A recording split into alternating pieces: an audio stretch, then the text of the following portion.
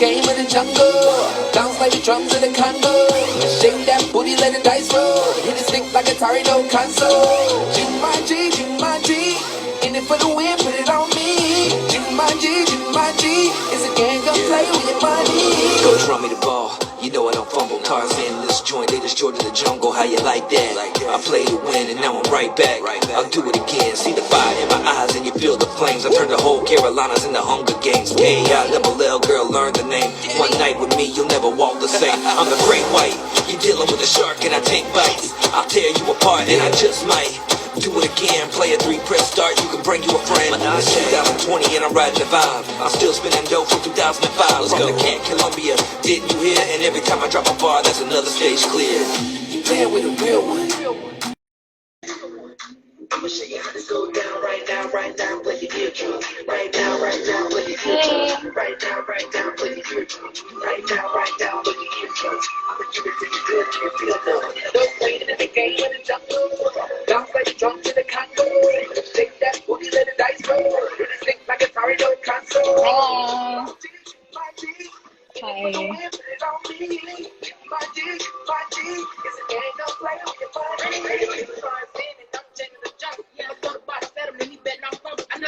Let's share this.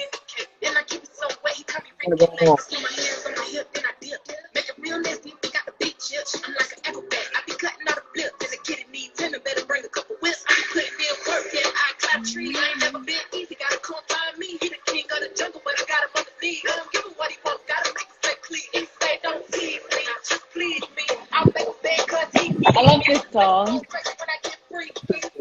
You ready? We're trying to get that on the movie soundtrack, man.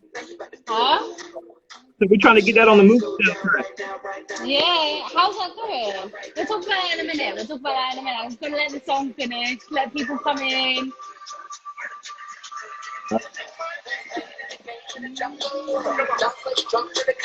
I'm not very good with the lyrics.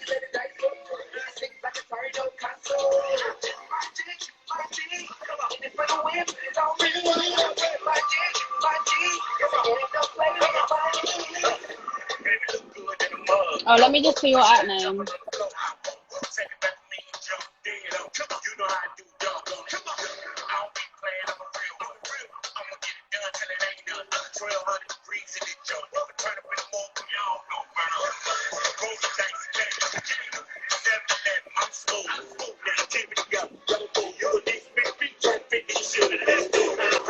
Oh, your reception's going a little bit.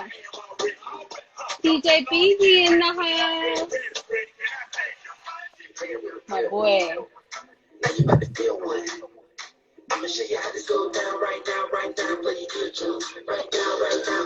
The song is amazing. I appreciate it.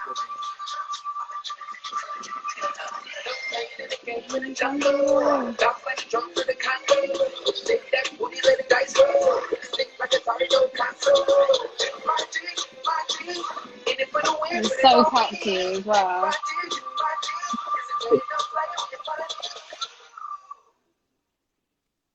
Well, guys, that was Jumanji. That was by King Killumbia. And who is it featuring? Rennie Rucci, Peter Pablo. And they're trying to get that onto a production. Are you actually trying to get into the next Jumanji? Then your reception's a little bit. Can you hear me? I can hear you good. Yeah, you're just pixelated. Oh, I don't know why. Oh. Can you hear me now? I can hear you. It's just people, we can't see you. I don't know if this is my reception or whatnot. Let me try and put my Wi-Fi on. Right.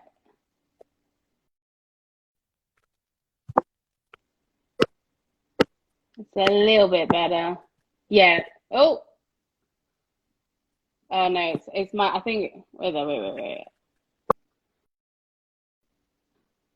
All right, let's try now. Hello. Where's he gone? The screen's gone black. All right. What about now? Yeah, that's a little bit better. Are you on an Android? Yes, I.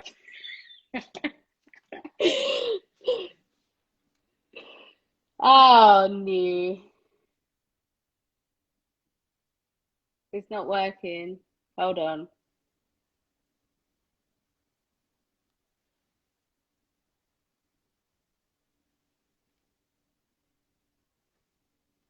Hold on. I'm gonna put you out and then put you. Oh no. Hold on. I'm gonna put him back in, guys. Look at this piece of hair. It's just staying up there. Whatever. Okay, let's try again.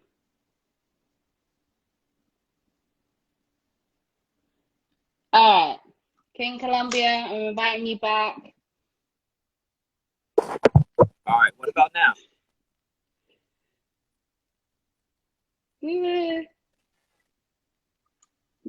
Anybody out there that wants to buy him an iPhone, get him an iPhone. Everybody tells me that, but I'm just not an iPhone person, man. All my computer stuff is Windows. All the phones I got Droids. I just never used iPhone before.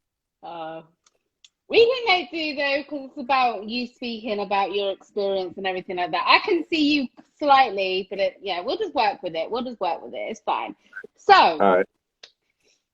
So the first thing I want to ask you is, where did King Columbia come from? Because I read your bio and I was like, oh, okay.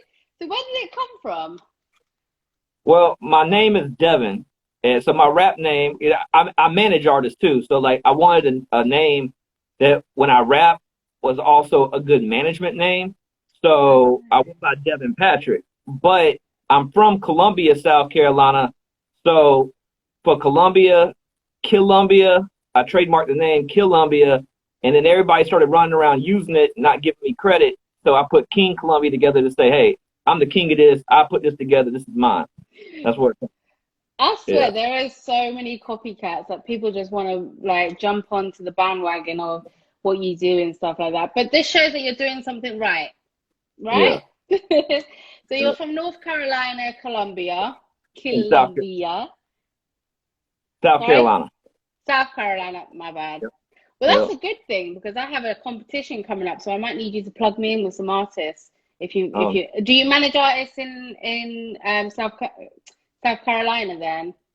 I manage 2 artists in South Carolina, 1 in Tennessee and 1 in Alaska. Okay. How do you manage that? How do you keep on top of that? It's hard. It's like babysitting kids, man. So you It's get hard. from managing artists and stuff. So everyone's like, get an iPhone, buy him an iPhone.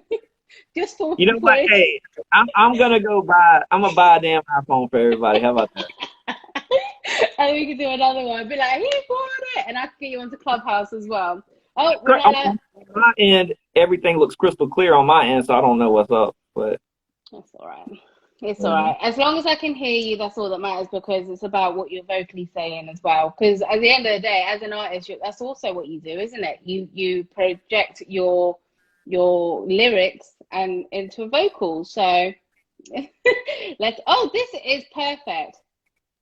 I don't know what happened. It's perfect. All right, cool. So I was going to ask how old you are because of the experience I've seen in the in your bio, but then I saw in your bio on your website, kingcolumbia.com, that you're the same age as me. So you're 35 coming up this year. Yeah, 86. So so I was, because you've had a lot of experience, like you back in 98, that's when you started with cassettes and CDs and stuff like that. And you started doing your music. Was that when you actually officially started doing your music, or was you doing it before? no, I officially started. Well, I began starting in '98. I say I didn't really get good or official till about 2007, 2008. And what would you say was the between the 98 and 2007? What was your journey like then? It was hard because you didn't really have people reaching out to help you. You didn't know where to go to get graphics. You didn't know how to engineer or record your own stuff. Like, I had to like spend hours on the internet just scraping through websites, trying to find stuff, trying to get help. And then in 2007, I took myself and put myself in college for music business.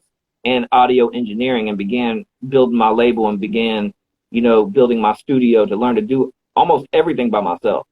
Yeah. That's dope.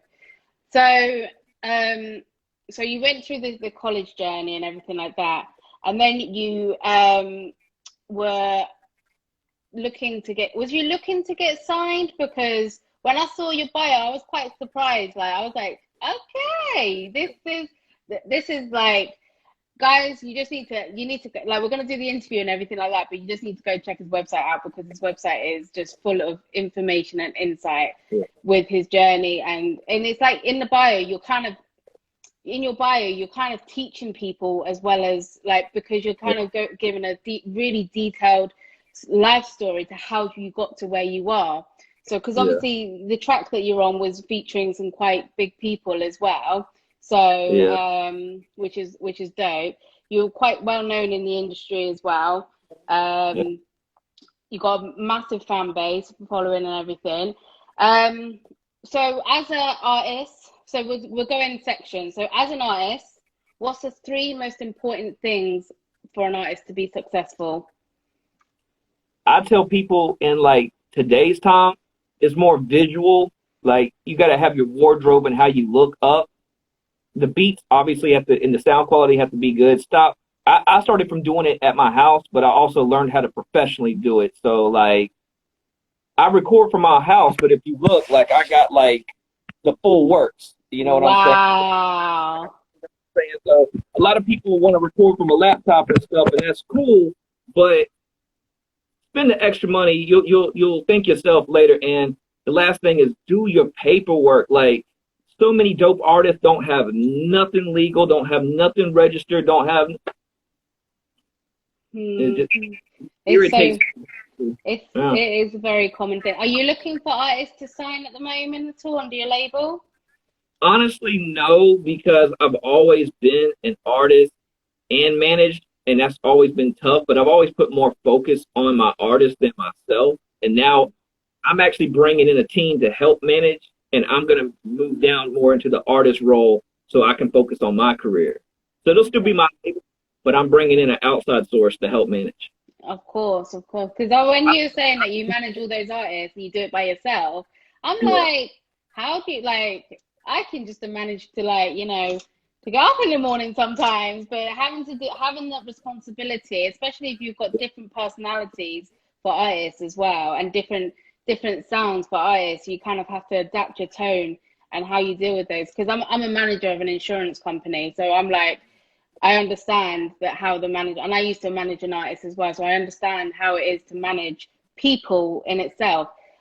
What would you say, if you were to look for an artist to assign to your label, what would you be looking for within that artist?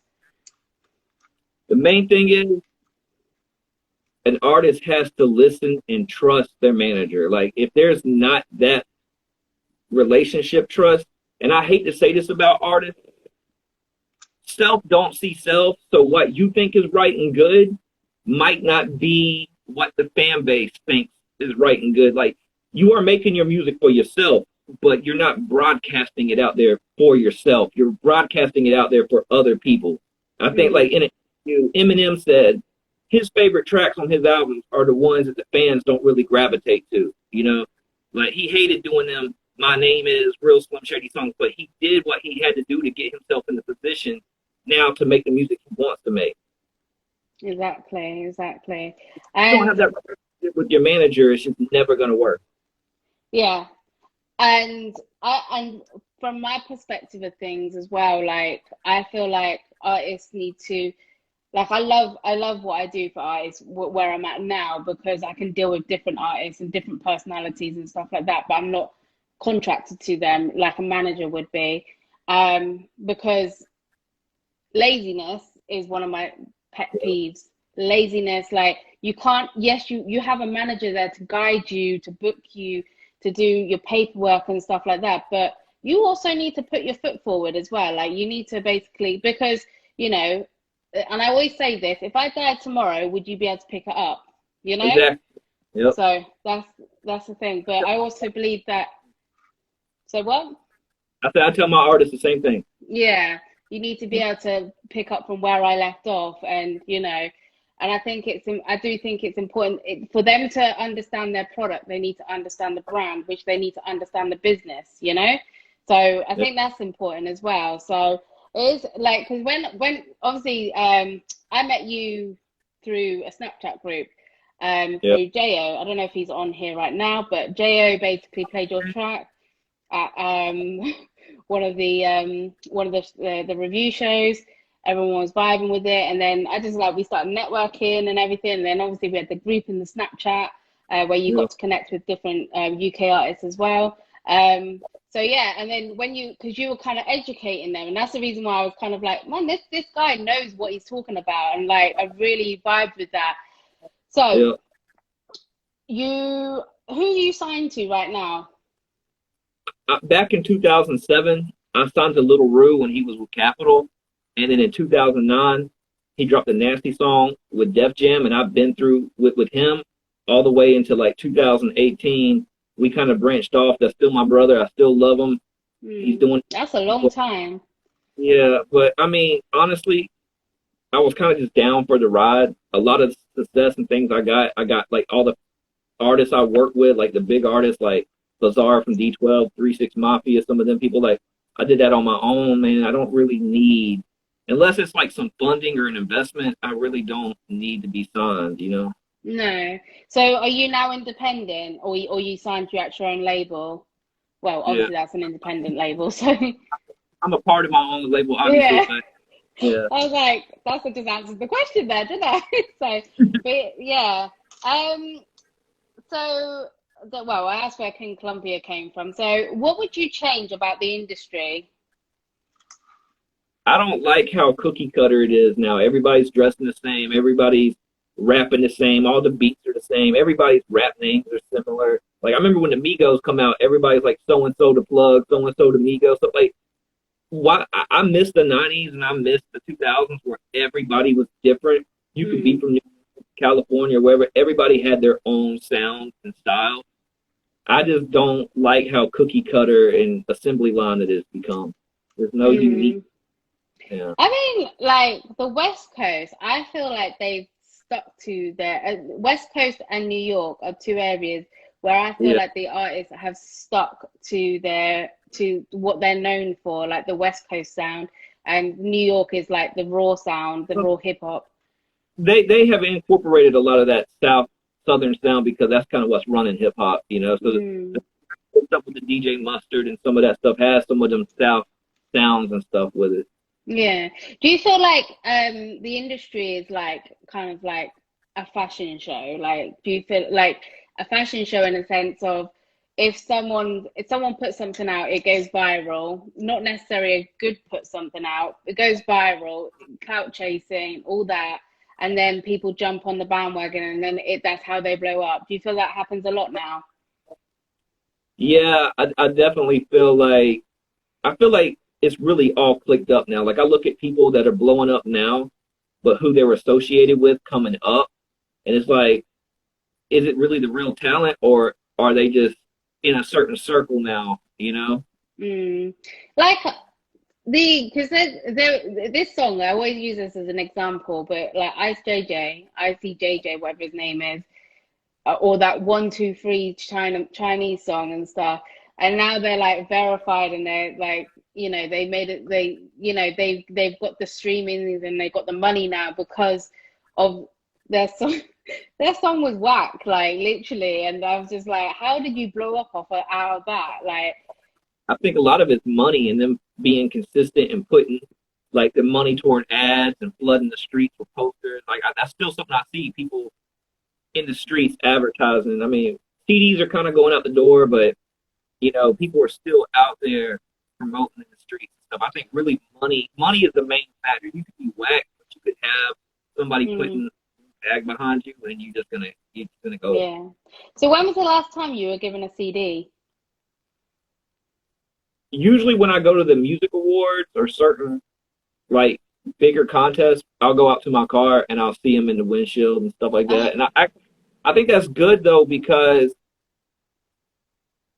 someone coming up to me with their Spotify link or their Apple link, I'm not gonna check it out, to be honest with you. But also, if you come up to a CD and the cover looks like crap and you didn't invest in artwork or photography, I'm probably gonna toss that too. So if you're gonna put the money on a physical product like CD, like why not pay the 30, 50, $60 for some artwork and another 30 to $70 for some photography or however much you charge, and do it the right way.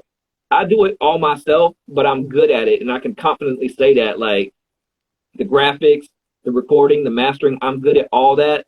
Not every artist is that. Sometimes you don't need to run the show. You need to go to the graphic designer, to the producer, to the photographer.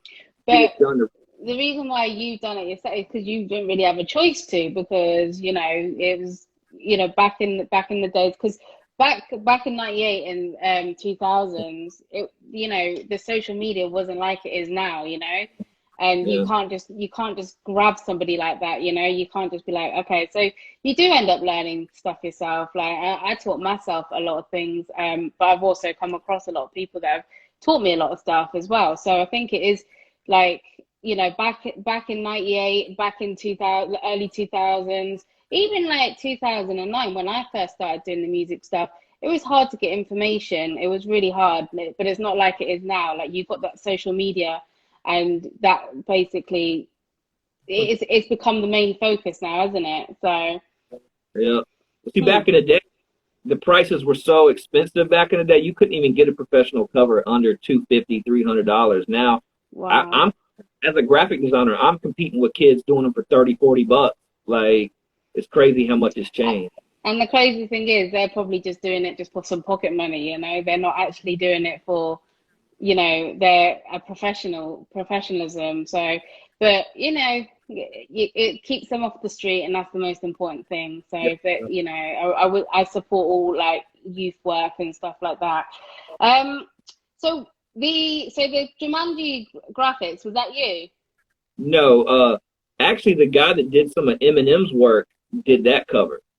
Oh, okay. Is that because you've not just got the 2D effects, you've got a 3D video as well, haven't you? I think that's on your, is it on your YouTube? I got a little motion video for right now, but I'm working on a music video for the song. But yeah, no, the guy did the cartoon Eminem Godzilla video, and he did some stuff for Tech Nine and Dax, and he's actually signed to Universal as an art supplier. So shout out to Randy.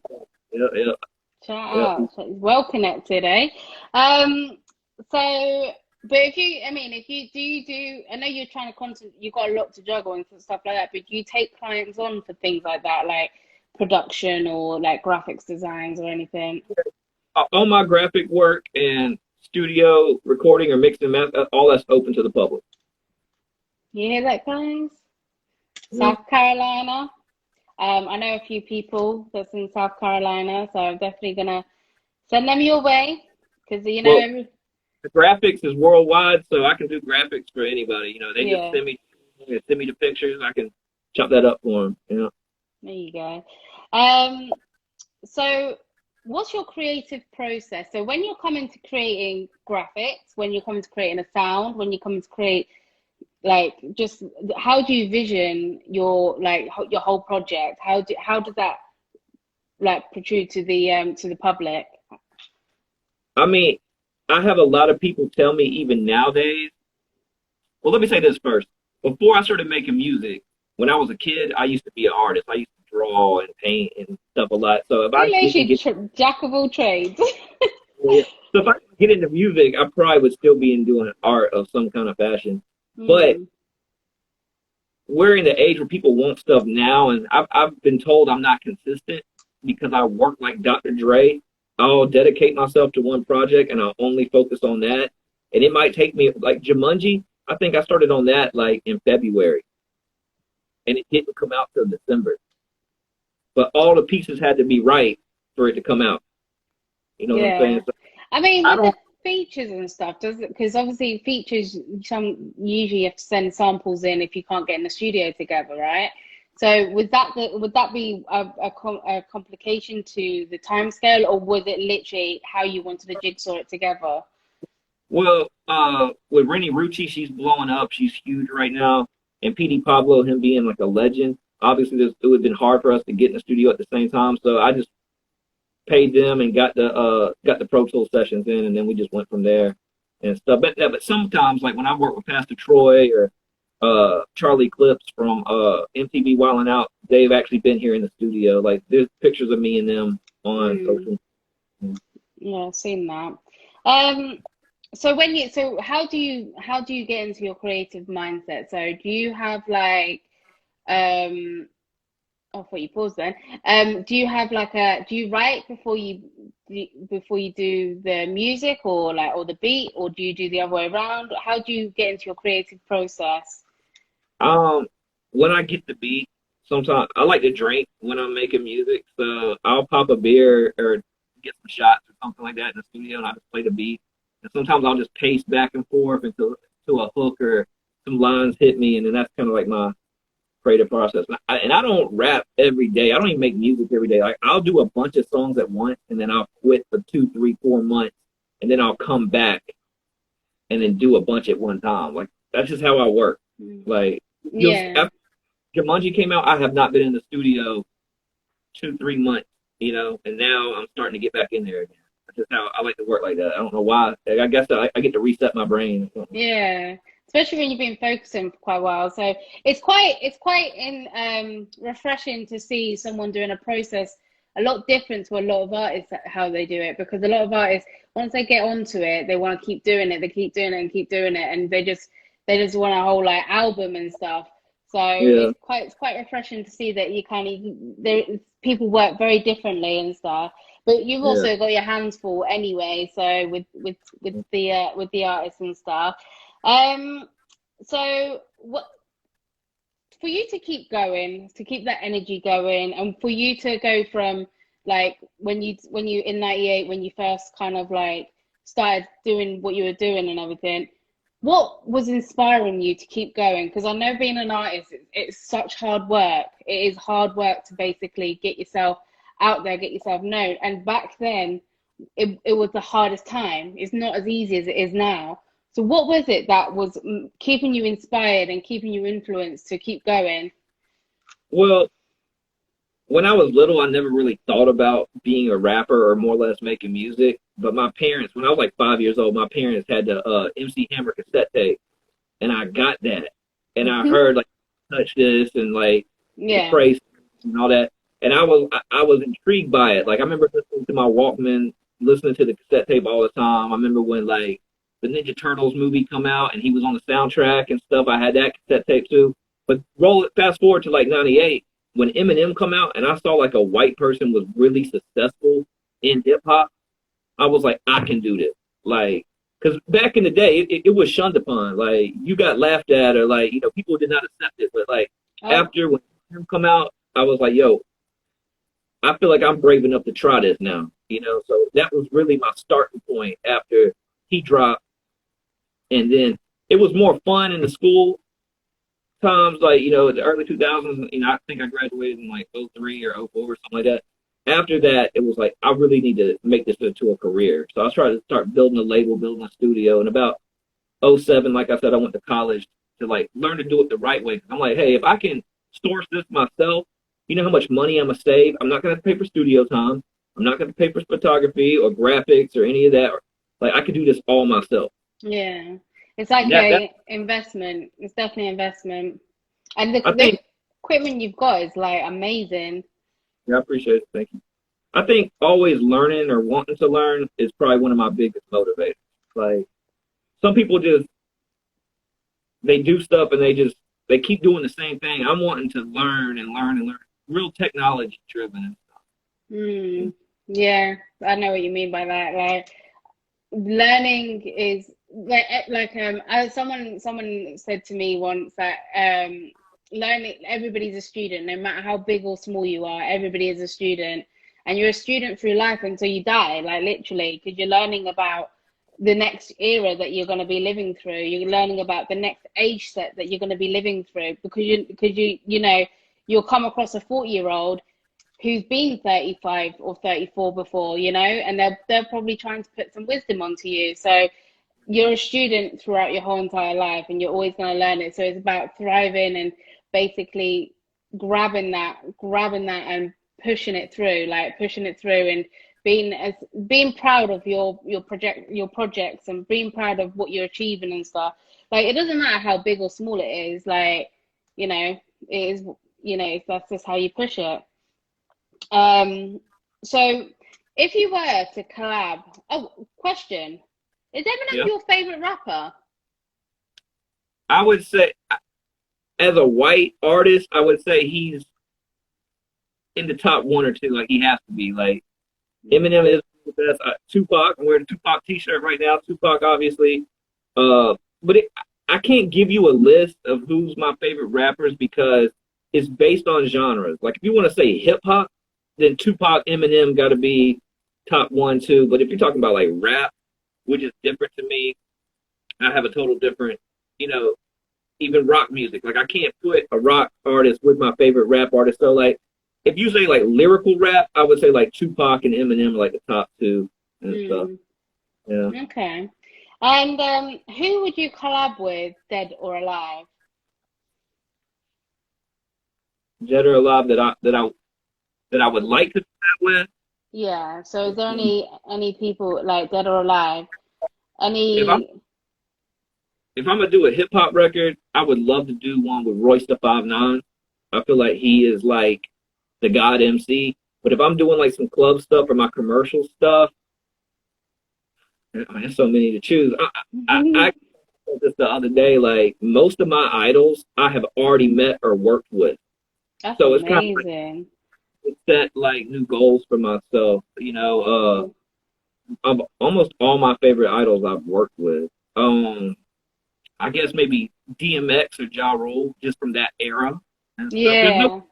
There's nobody new. There's nobody new. Eminem did not get his flow from Royce the 5'9". He got his flow from the dude from the Outsiders. If you do your history, like, listen to the Outsiders, the old group Eminem was with. That's who he got his flow from. But DMX is dope. And meeting him, I'm just glad he's in a better place now than what he was with the drugs and stuff. Because I got to be a person and kind of experience it. Is DMX really short? Not really. Okay, is he below 5'7"? I'm about 5'9". I think he's a little taller than me. Oh, really? I don't know. He just looked real short in some of his pictures and stuff, and I'm just like, oh. Or is it Ja Rule? Ja Rule's really short, isn't he? Yeah, but Ja is like a tank though. Like, he's a lot bigger, like muscle mass wise, than what you see on TV. Like, Ja looks real tiny, but honestly, like, if you saw him in person, he's not somebody you would want to fight. Really? Oh, he used to be so tiny. Really? Someone's asked a question. Guys, if you want to ask questions, press the question mark so that, because I'm not really focusing on the comments too much at the moment. But if you press the question mark and put your question in, then we can ask him. So I'm sure. I know I'm short.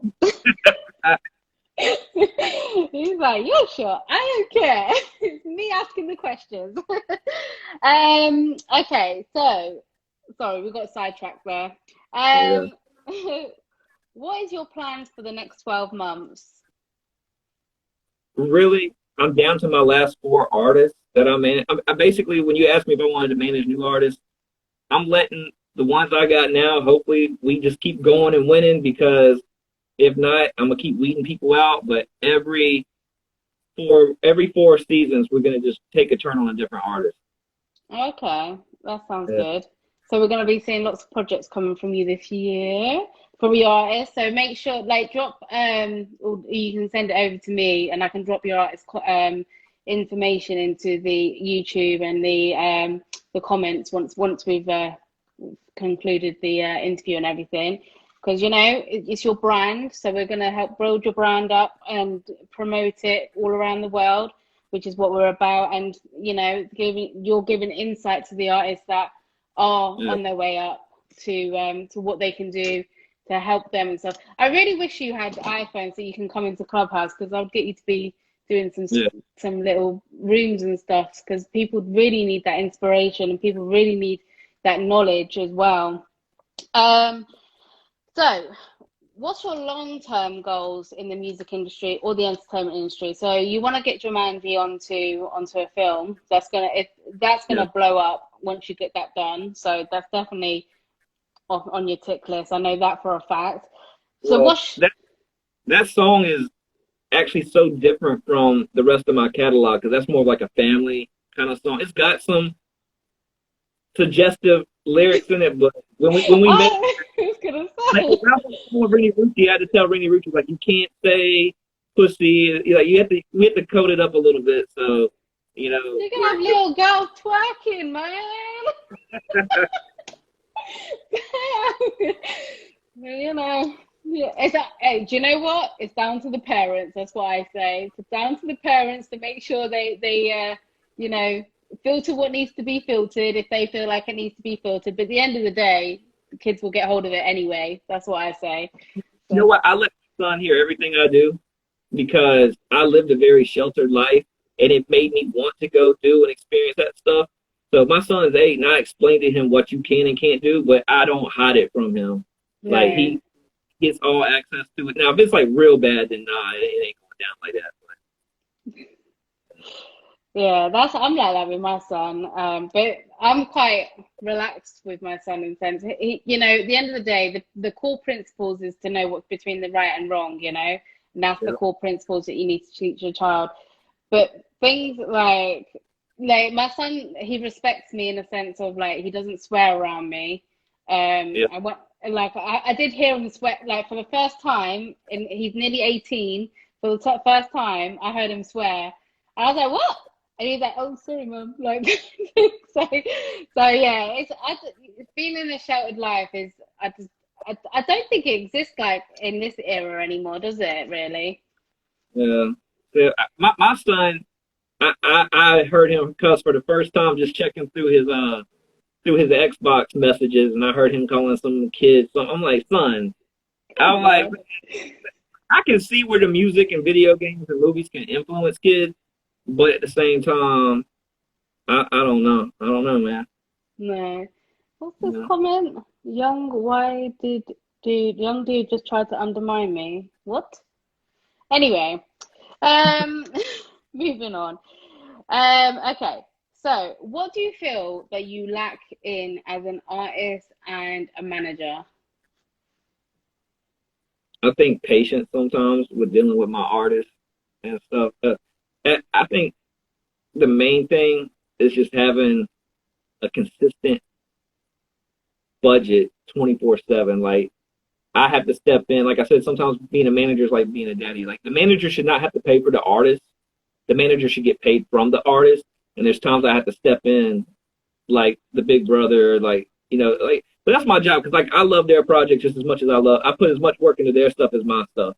Yeah, I think like when you come into being like in a management contract, I think that you should like that relationship, like just like with your producer, you need that relationship so you can understand their persona, understand who they are as a person. Like any artist that I deal with, I always try to get to know them first of all. I can't go in blind because I'm like that's the reason why I ask for bios and I ask for information because it's the way that you can kind of like when you're doing interviews like we're doing now, probe the right questions, especially if you're intrigued about something, or like even make that connection with that person because you like not even just as an interviewer, like you basically could have build a relationship in a working relationship between each other.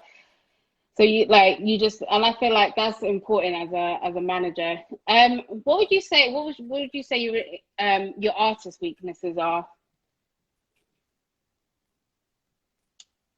Drugs, women, partying, like just the typical, young cat stuff. I mean, like I said, I'll be 35 this year. I've got a lot of that stuff out of my system, man. I'm like trying to teach what I have now, the success I have now. I have a house off music. I drive a luxury car off of music. I have not had to work a regular job 15 years or so. So at the end of the day, you could have all this stuff now if you had the mindset I have, like, because y'all are younger than me. Like, I couldn't imagine having to go back to that. So like, it's really it's really the structured lifestyle, the discipline. I want to have my artists or any artist out there to have. You got to be able to structure your life. Yeah. And do you want your son to be in the music industry? I want him to do whatever he loves. I bet that's Xbox right now, isn't it? Or Right, PlayStation. right now, he more like a video game head. He wants to do the videos where he's gaming and reviewing stuff. But I told him like, you're young. I think he can model. I think he's got the look. I'm like, hey, I can write the music. You could go in there and record it, and we can put it on YouTube and see what happens. You know? Be a testing thing. But Yeah. do you know what though? Game streamers get paid loads. Like game streamers or game, the where you test games out. You go to a big center and you go and test games out. I can't remember the kid's name, but he's like a millionaire like now. So that's that my son wanted to do that as well, and then he decided to do business. So I was like, all right. What would you say your strengths are as an artist and a manager? I feel like it's been embedded in my head to become a chameleon.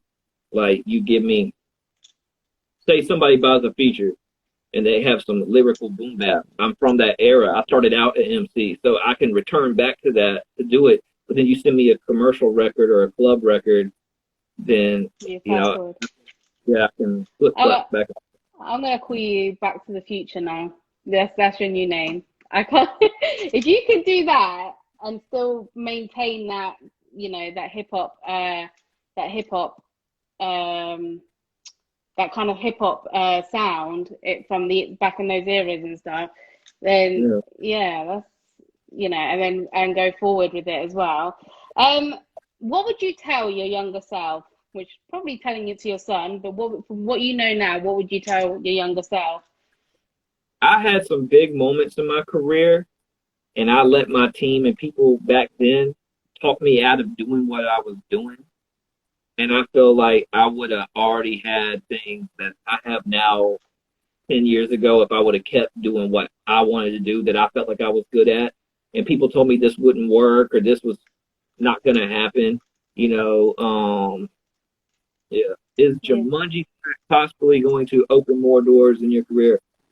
I feel like it is because I've never done a movie soundtrack or too many clean records that are family friendly, and it's not a definitely a street song or like it's getting played on the radio here, like it's in rotation. So I think that's good Cool.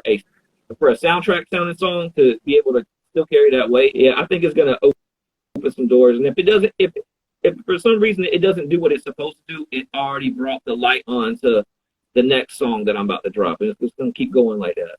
Yeah. Do you feel like you have pressure now that you've dropped that? Do you feel like you've got a lot more pressure on you?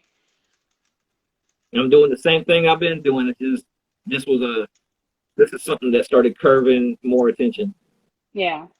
Well, Yeah. it's a very, very catchy song. Have you got it on TikTok? It's on everything. On everything. And so what do you like doing best as an artist?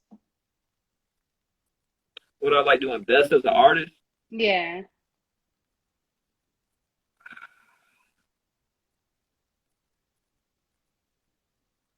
I don't know, man. I guess looking at the final product and polishing it up. Like I said, I'm like Dr. Dre. I like to sit here and I hear things in the records that some of my artists, people around me didn't hear, and I'm like, I got to go in here and fix this. I really like control on stuff, so like that is me in my space. Actually, even though it seems like I'm nitpicking, that seems like bad to some people, but I actually find that very unstressful. I'm in You my know what? mode. Each to their own. Each to their own. But like, so how many times would you hear a song? So do you like when you okay? So do you do it by verse, hook, and then like before you move on to the hook, for example, or do you like do a hook and before you move on to a verse? Do you have to perfect that part before you move on? Because I know it's got to be pushed together and everything. But do you like? Is there any? Is that what you do? Like, do you have to perfect it on each section, or do you wait until it's all kind of like the drafted up and everything, and then you go into it and basically kind of I dissect it? I'll usually do the hooks first and layer them and get it how I always layer more because I feel like it's good to have a lot and then you can take away later.